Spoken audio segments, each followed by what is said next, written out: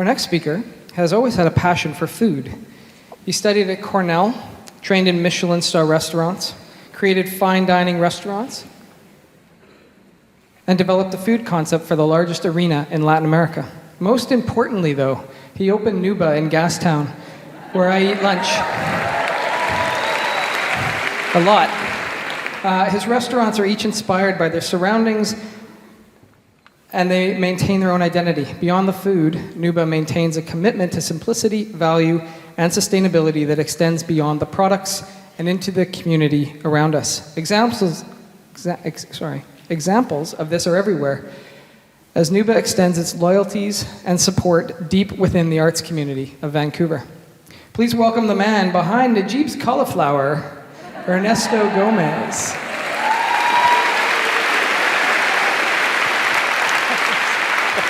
Thank you. Well, that's a big credit, Najib. That was my partner's father, but yeah. Well, hi. I'm here to talk about basically building a better community from inside of your business into your neighborhood and onto the world. I grew up in a place where imported products were a lot more important than local, and if you were buying imported products, it was a lot better, just simply. So I was looked upon as a weirdo, and I became this sort of social fighter, got involved in different causes, environmental and others. I wanted to be a public servant, and I'm glad to say that I ended up serving food to the public, which was a lot better. In a mission to continue my studies and preparation, I traveled to a bunch of places in Europe, to Los Angeles, San Sebastian, where part of my heritage was from, in the Basque Country. And I went to culinary school, I went to university and to hospitality, and I started working in a career in fine dining. So I worked in a bunch of places, in 2 and 3 Michelin-star restaurants. I opened my restaurant once, then twice. And then I figured out that I was basically making food in a place where there was not a lot of culinary culture. So I decided to go the opposite way and decided to go into massive events. So I decided to go into sports and events arena, no? And I got to serve people like Dennis Rodman and Kiss and The Cure and many others, no? And it was a great challenge and everything. But at the end of the day, you start figuring out that people don't go to arenas for great food. We try to make an effort, but I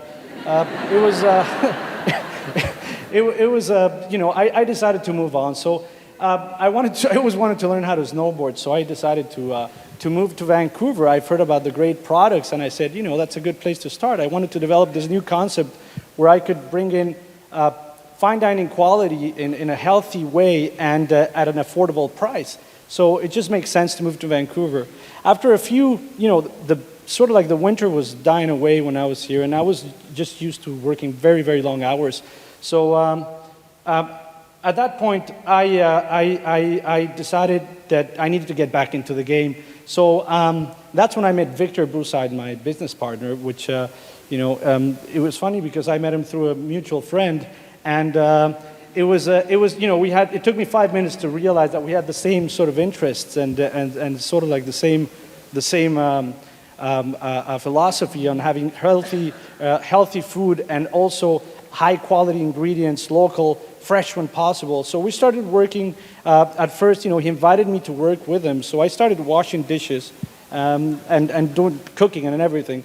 His food was they migrated in the late 19th century from Lebanon, and they moved on to South Africa, to Mexico, and to Cuba. They spent a whole generation in Mexico before he settled in Canada, and then that's when he was born in Windsor. So when I started working with him, and I just started seeing people coming back every day. I would see the same people coming back every week. And I was feeling very good about myself. I'd been there for a month, and I'd been eating the food, and I was just feeling so good. And I saw a lot of smiles that I never got to see in fine dining. So at that point, I said, Victor, I think I can help you a little bit more. I said, why don't you let me help you in your business plan? He wanted to grow. So we started working on the business model to grow, and at the same time, they called me from the arena, and I sold my concession.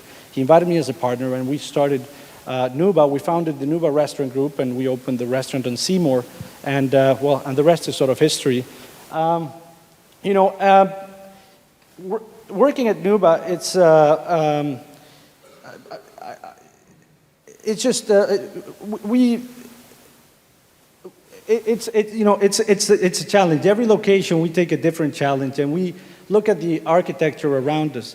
When I moved to Vancouver, I found sort of paradise. It's not easy to, for me at least, arriving to a place where people cared about local producers and where there was support to them. A caring community. At least I hadn't seen it before. So for me, it was my paradise. Now I could talk right now a lot about how you should go green. At Nuba we started doing 20% of our products. They were organic at first. We took it up to 70%. We went. We started probably one of the first restaurants to start using biodegradable containers in the city. We recycle. We try to go to auctions to save money and save the environment at the same time.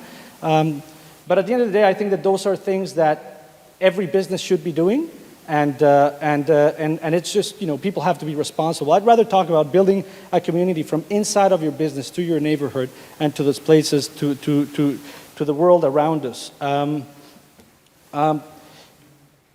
Regenerate spaces, reinvent them, redo them. We are based all our concepts on the architecture around them. That's our Nuba on Hastings. It was inspired by the 1940s when the Dominion building had one of its major renovations, and that was the same time when Beirut was the cultural and economic mecca of the Middle East. So that was a great project, and we were inspired this round. This is the Waldorf Hotel. I'm actually right now working in a collaboration to try to restore this modernist Vancouver landmark building, antique icon, and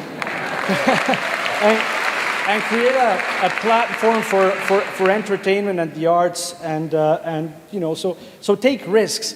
Find